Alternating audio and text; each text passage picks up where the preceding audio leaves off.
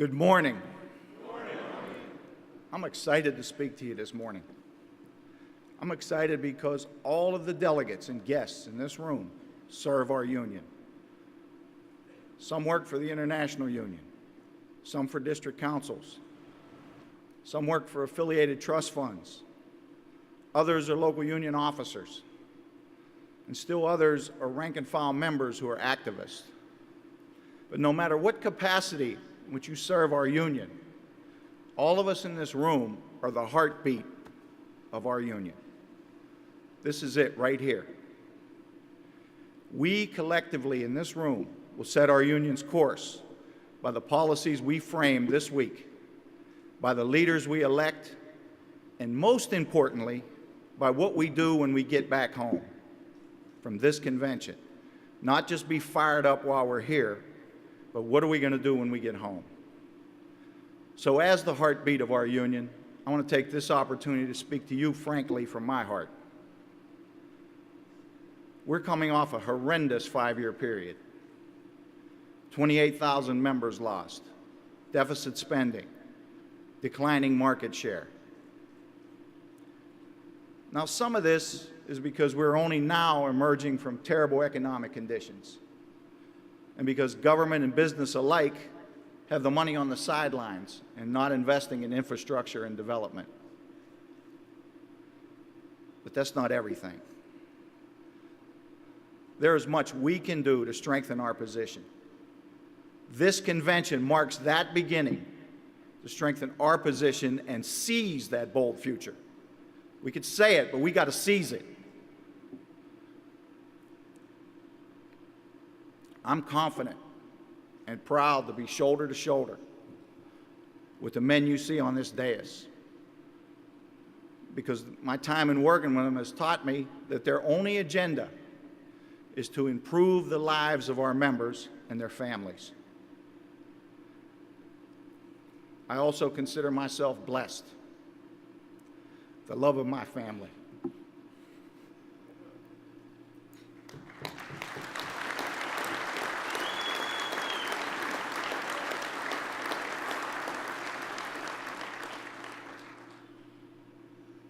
My wife Dana, my sons Emilio and Zachary. Thank you for your love.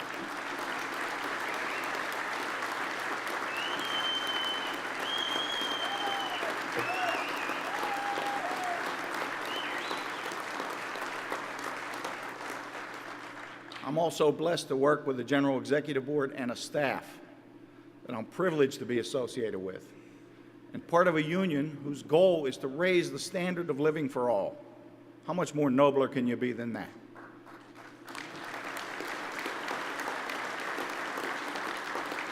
But later in my comments, I'm going to discuss moving out of our comfort zone and not being satisfied with the status quo. But first, I want to talk about what the International Union is doing and has done to move out of our own comfort zone. One of those things is about raising the standard of living for all, not just our members. If we want to achieve our goals for fairness, dignity, and a decent standard of living, then we must be about more than just the hopes and aspirations of the IUPAT. If we want to raise up the members of the IUPAT, we must get back to standing with all workers, union and non-union. And we must stand with like-minded organizations.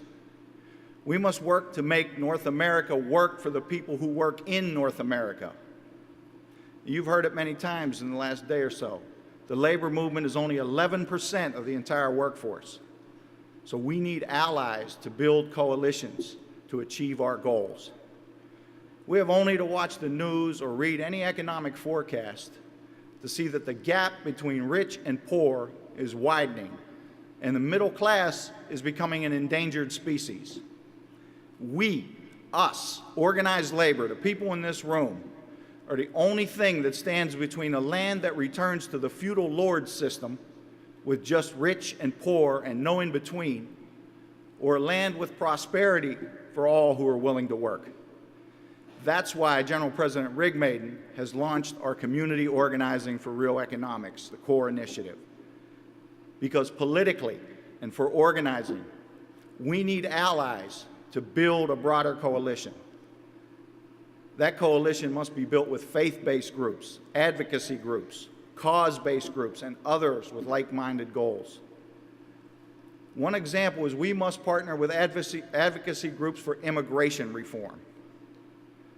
The only reason 11 million people in this country are here illegally is to create an easily exploited workforce. Think about that. We don't have the power to shut the borders off. They're here because they can be exploited. We need reform so that these undocumented workers can be organized. And I'm telling you that as the son of an undocumented worker. Embrace CORE, because it will take everyone to combat the well-funded forces against us. And it can't just be the labor movement alone. Follow the General President's vision, standing with non-union workers, helping community groups with their agenda.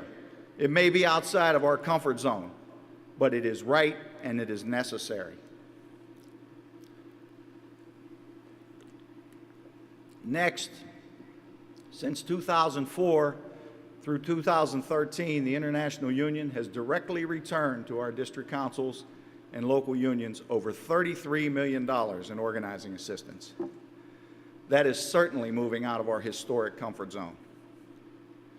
Since 2003, by not taking all constitutional per capita increases, the International Union has left almost $75 million in the pockets of our members.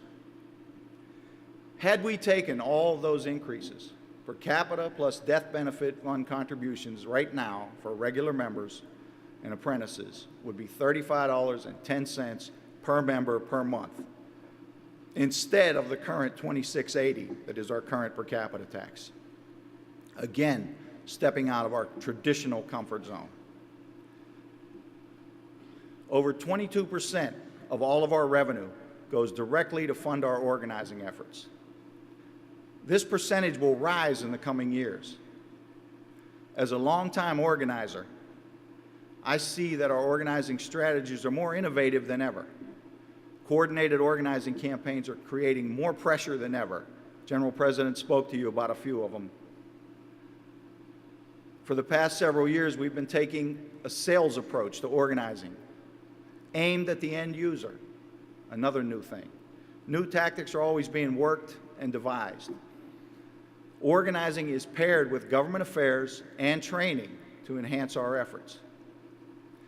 If every organizer or service representative at every level works the system with courage, commitment, and hard work, then I'm more optimistic than ever about our ability to organize and grow market share. The General Executive Board has proposed a per capita tax increase at this convention that is over and above the COLA formula in our Constitution for per cap increases. This increase is primarily earmarked to hire the staff necessary to coordinate and effectively run our organizing efforts, our core efforts, and help complete the proper structuring and full affiliation of our district councils. Our budget projections show that these per capita tax increases at the end of the next 5 years, our per capita per member per month will still be less than it would have been right now had we implemented all the per cap increases over the last 10 years.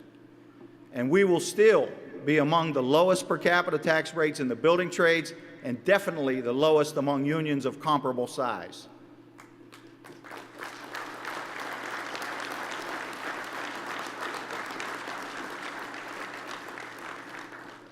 This will also enable us to continue organizing assistance to our district councils without deficit spending. And it's assistance that our councils need to fund their organizing efforts.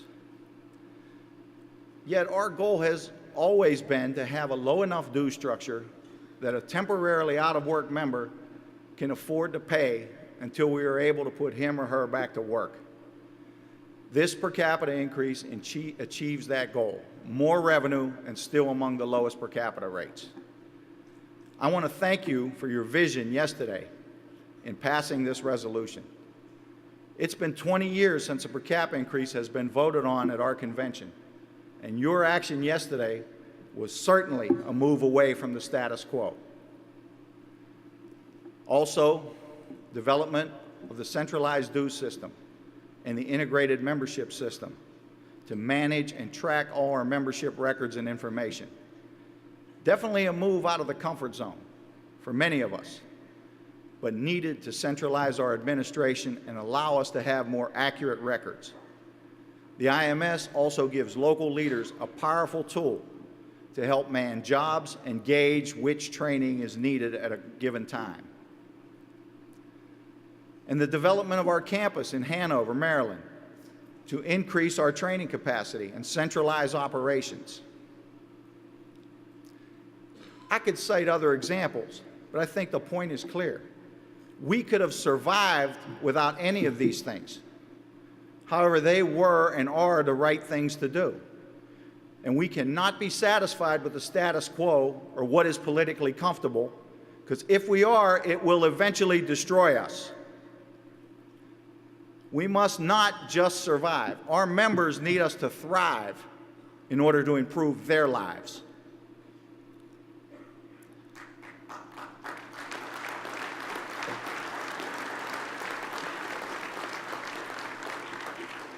I'm humbled to have served as your General Secretary Treasurer for the past 12 years. I thank you for that. All of us in this room serve the membership in some way. We must remember that we're only stewards of the job we hold. We serve for a time, and then we pass it to the next group of leaders. But what will we pass on? What kind of union will be passed forward? On March 15th, 2014, our union became 127 years old.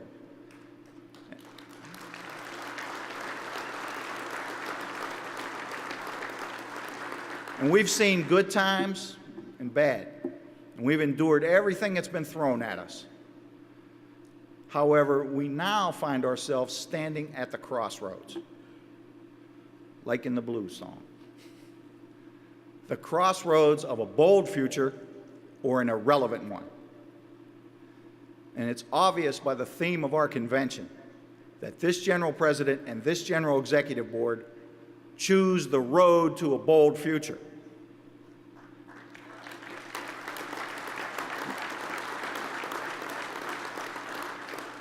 However, we cannot choose that bold future alone. We need every leader in this room to choose it with us. Will you choose it with us?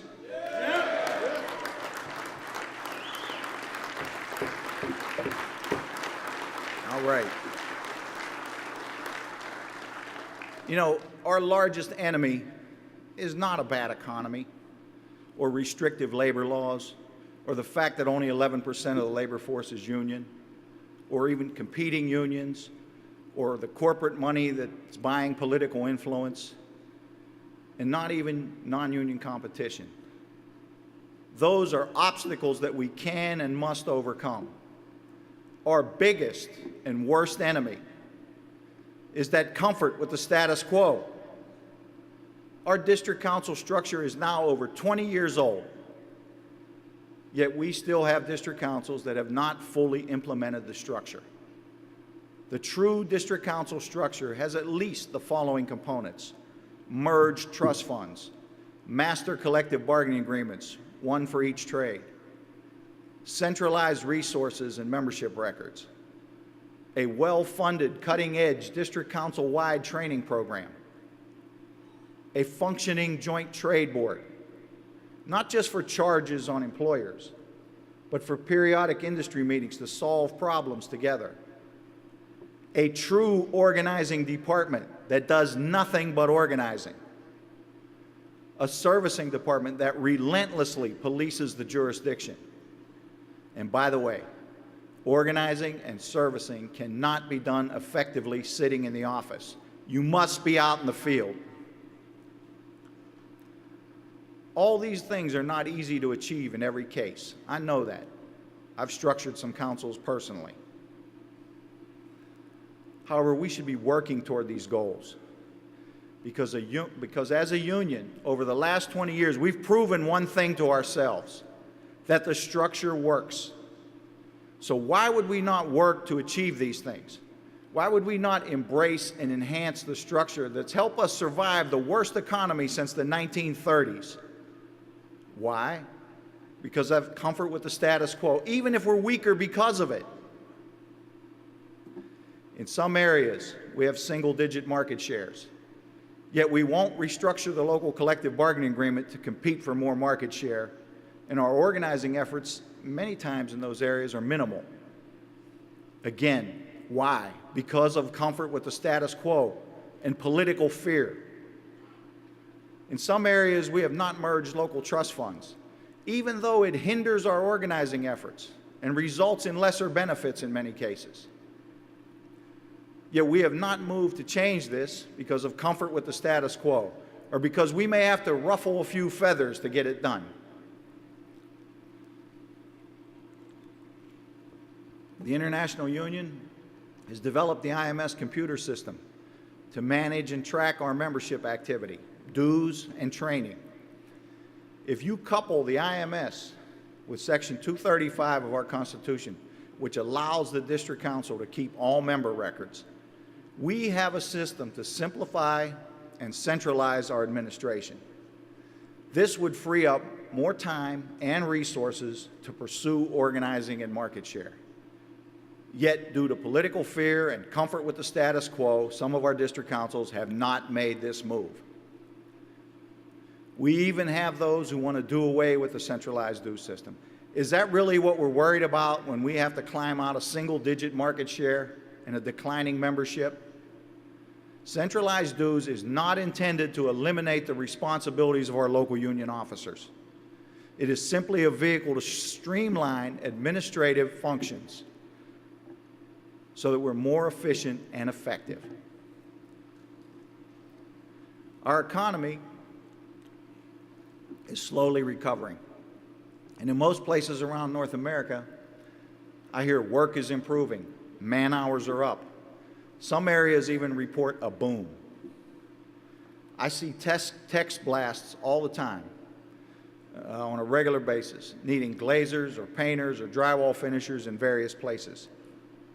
Yet thus far, through August 1st, 2014, we've lost an additional 1,794 active dues-paying members this year. We have, as of today, less than 90,000 active dues-paying members. So I ask you, is full employment a byproduct of having less members available for work? We must change our approach. All construction industry indicators predict large manpower shortages in the coming years. We need to train more apprentices. We need to do a better job of keeping a database of non-union workers in our trades. We need to use the affiliate member classification to build that bench to meet that coming demand. And if you don't know what the affiliate member classification is, or how it can be used as an organizing tool, contact me or General Vice President Williams for more information on how to use this tool. We need to utilize CORE to reach into communities where many workers who perform our trades live. We must be willing to represent non-union workers of our trades when they have a problem. All these things are a move away from our comfort zone and the status quo, but they are necessary to help us meet the coming demand for our trade skills. If we are not prepared to meet that demand, we will be irrelevant and the demand will be met without us. All these things can be accomplished without political peril for district council officers.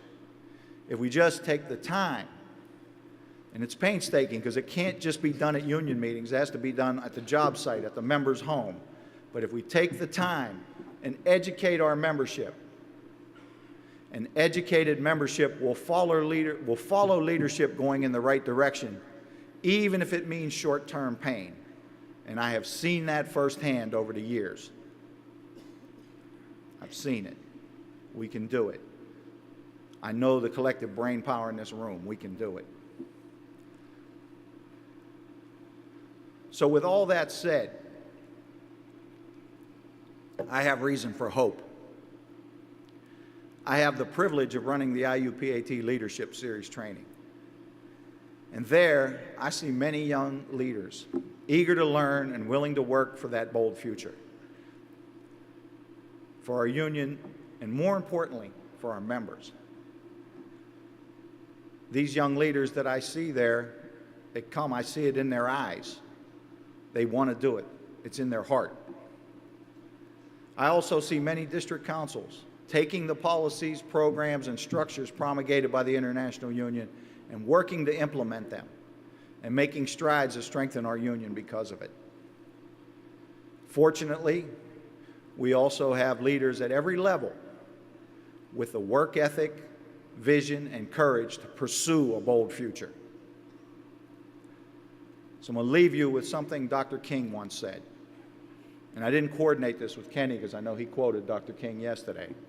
This is a different quote. His quote is, "Cowardice asks the question, is it safe? Expediency asks the question, is it politically convenient? Vanity asks the question, is it popular? But conscience asks the question, is it right? And there comes a time when one must take a position that is neither safe, nor politically convenient, nor popular, because conscience tells him it is right. Don't be afraid to do what's right. Our cause is just. Seize the bold future. Our members deserve it.